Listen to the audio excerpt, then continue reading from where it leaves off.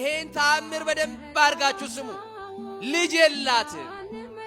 ቤተ ክርስቲያን በሰፈሯ ያለው በአቅራቢያው አጥቢያዋ ቅዱስ ገብርኤል ነው። ማን ነው?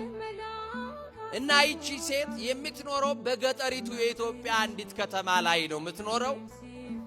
ከተማው ላይ ሁለት ቤተ ክርስቲያን አለ። አንዱ የቅዱስ ገብርኤል፣ አንዱ በእመቤታችን በድንግል ማርያም የተሰራ ቤተ መቅደስ ነው።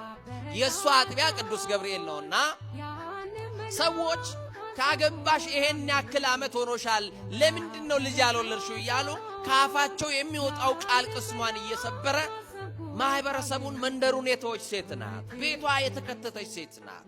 ሁሉ ጊዜ ለቅሶ ያልተለያት ሴት ናትና አንድ ቀን በጣም ሲከብዳት በጣም በምሬት ወደ ቤተ ክርስቲያን ጭር ባለበት ሰዓት መጣችና የታላቁ መልአክ የቅዱስ ገብርኤል ስዕል ይሄውና ባትሮንሱም ላይ አለ።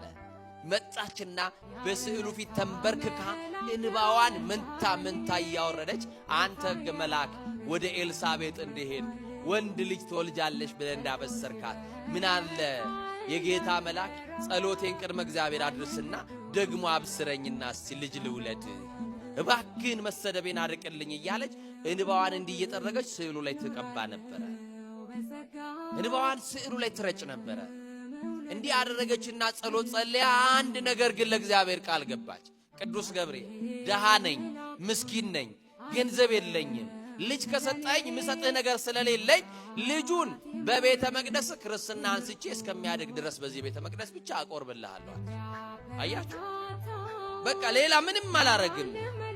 በሃይማኖት እንዲጸና ቤተ ክርስቲያን እያመጣው ስጋውና ደም እንዲቀበል አረግልሃለሁ፣ ይሄንን አርግልኝ ብላ ሄደች። በአመቱ የነገሩትን ማይረሳ የለመኑትን ማይነሳ በጎ ስጦታ ፍጹም በረከት በእጁ የሆነ የማርያም ልጅ ኢየሱስ ክርስቶስ የተዘጋውን የልጅ በሯን ከፈተና ወንድ ልጅ ሰጣት።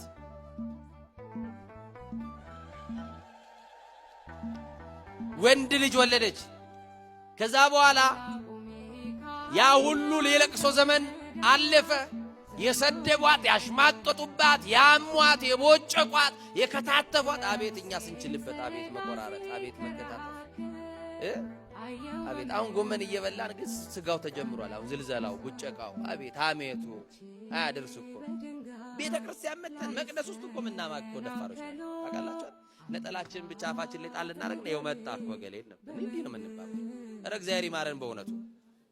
በምህረት አደባባይ ቆመን እንኳን ነገረኞች ሆነናል። ሰው ምናማ ሆነናል። እና እግዚአብሔር መቼም እንደው ለአፋችን ጠባቂ አኑርልን። ቅዱስ ዳዊት የጸለየው እንደዛ ስላለ ጠባቂ አኑርልን።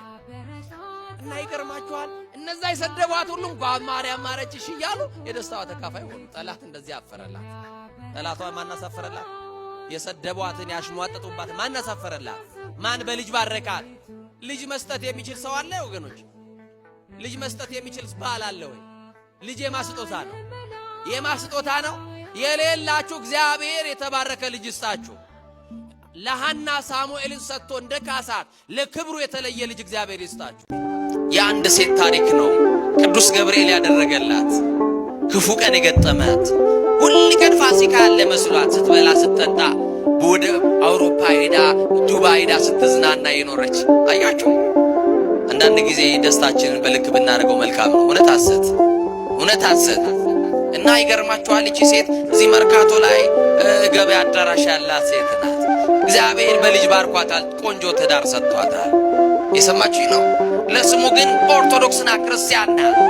በቃ መዝናና ስትፈልግ ከሀገር ውጭ ሄዳ ተዝናንታ ትመጣለች። መቼም ኢትዮጵያዊ ታውቃላችሁ፣ ትንሽ ሳንቲም ካጠራቀመ ዱባይ አሸዋ ላይ ፎቶ ተነስቶ ነው የሚመጣው አይደለም? የሆነች ብጣቂ ነገር ይለብስና ዱባይ ፎቶ ተነስቶ ይኸውና ይላል። እየሰማችሁ ነው። አይገርም?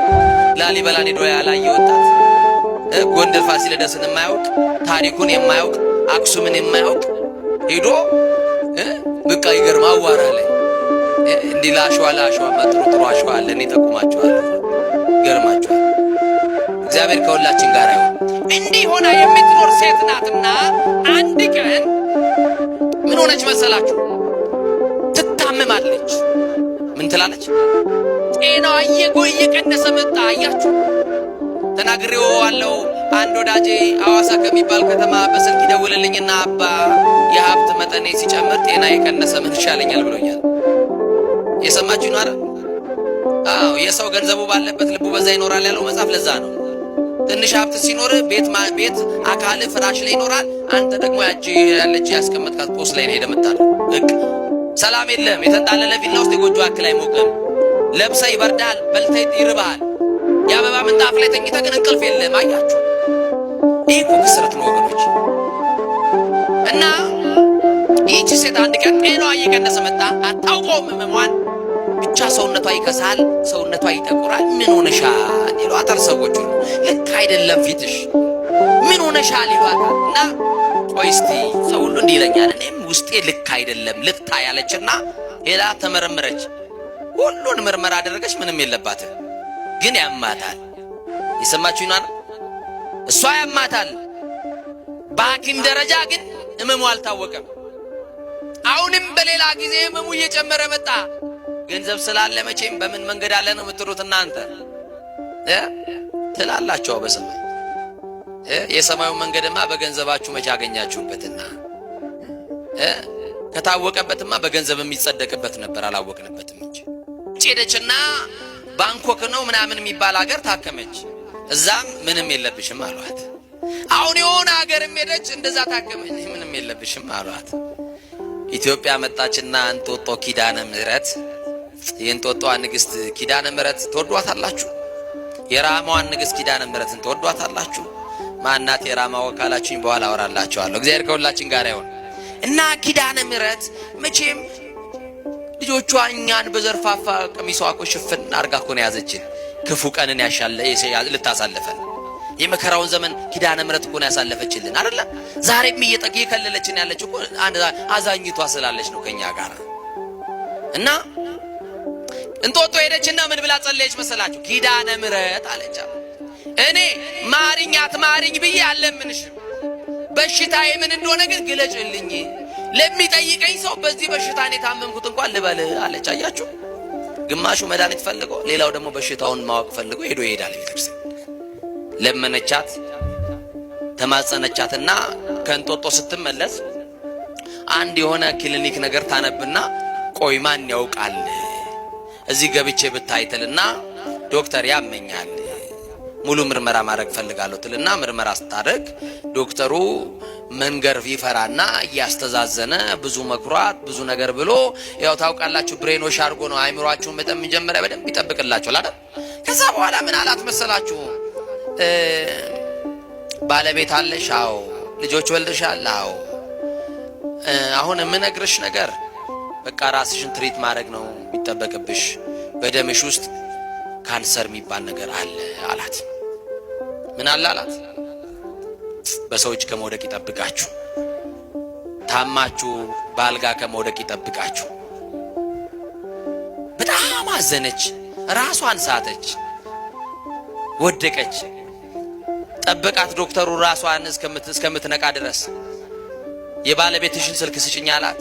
የባሏን ስልክ በአፏ ነገረችው። ደወለላትና እንዲህ ያለ ቦታ ሚስት ሕክምና ቦታ ትንሽ አሟታልና ድረስላት አለው። ከሚሰራበት መርካቶ እየሮጠ መጣና ሲያይ ሚስቱ ታለቅሳለች፣ ታነባለች። ምንድነው የተፈጠረው? በል ቁጭ በል፣ ከዚህ በኋላ አስታማት፣ መድኃኒት ትጀምር፣ ኬሞቴራፒ የሚባል ሕክምና አለ፣ ይሄንን ታርግ ብሎ ነገረው። ምንድነው? ደም፣ የደም ካንሰር። አቤት እግዚኦ! ሰምተን ማናቃቸው መሬት ተነስቶ ጤነኛው ሰው ፌል አረገ ሲባል እንሰማለን። በአልጋ ላይ ወደቁትን አማኑኤል ይማረልን። እና ይገርማችኋል ባለቤቷ ስሙን ጠርቶ ለተማጸነበትና መታሰቢያውን ላደረገ እባብ እንዳይነድፈው፣ ዘንዶ እንዳይውጠው፣ የምድር አውሬ እንዳያስደነግጠው መልካም መዓዛን በተመላ ብርሃናዊ ክንፉ ከልሎ የሚጠብቅ ነቢዩ ሄኖክ በመጽሐፉ ከቅዱሳን መላእክት አንዱ ቅዱስ ገብርኤል በእባቦች ላይ በገነትና በኪሩቤልም ላይ የተሾመ ነው ሲል ስለ ሹመቱና ስለ ቅድስናው የመሰከረለት በስብከቱ 99ኙን ነገደ መላእክት በእምነት ያጸናቸው የጌታችንን ሰው የመሆን ዜና ለእመቤታችን ያበሰረ በብስራቱ የሰውን ልቦና ደስ የሚያሰኝ አባታችን አዳምን ከገነት ከተባረረ በኋላ በችግሩ ሁሉ የረዳው ከሐዘኑ ያረጋጋው ጌታችን በተሰቀለ ጊዜ የሰቀሉትን አይሁድን ያጠፋቸው ዘንድ ቁጣን የተመላቸው የእሳት ሰይፉን የመዘዘ የጌታ ቸርነት በከለከለው ጊዜም ሰይፉን ወርውሮ የቤተ መቅደሱን መጋረጃ ለሁለት የከፈለ ሰለስቱ ደቂቅን ከእሳት ያዳናቸው ሰማዕታትን ተጋድሏቸውን እስኪፈጽሙ ድረስ የሚያጸናቸው፣ ጻድቃንን በየገዳማቱ የሚጎበኛቸው፣ ያዘኑና የተከዙ ሰዎችን በማረጋጋት ከመላእክት ወገን የሚመስለው የሌለ አርባብ በሚባሉ በ10ሩ ነገድ የራመ መላእክት ላይ የተሾመ የመላእክት አለቃ ቅዱስ ገብርኤል ዛሬ ሰኔ 26 ቀን ኔቅሎን በሚባል ሀገር በፍዩም ገዳም ቅዳሴ ቤቱ የተደረገበት ዓመታዊ መታሰቢያ በዓሉ ነው። በዚህችም ቤተክርስቲያን ጣሪያ ላይ አስገራሚ ተአምር ይገለጽ ነበር። ጥጋብ በሚሆንበት ዓመት ከጣሪያው ብዙ ውሃ እየፈሰሰ ሲታይ፣ ረሃብ በሚሆንበት ዘመን ግን ምንም አይነት ውሃ አይታይም ነበር። ለእግዚአብሔር ምስጋና ይሁን። እኛንም በጸሎቱ ይማረን ይቆየን።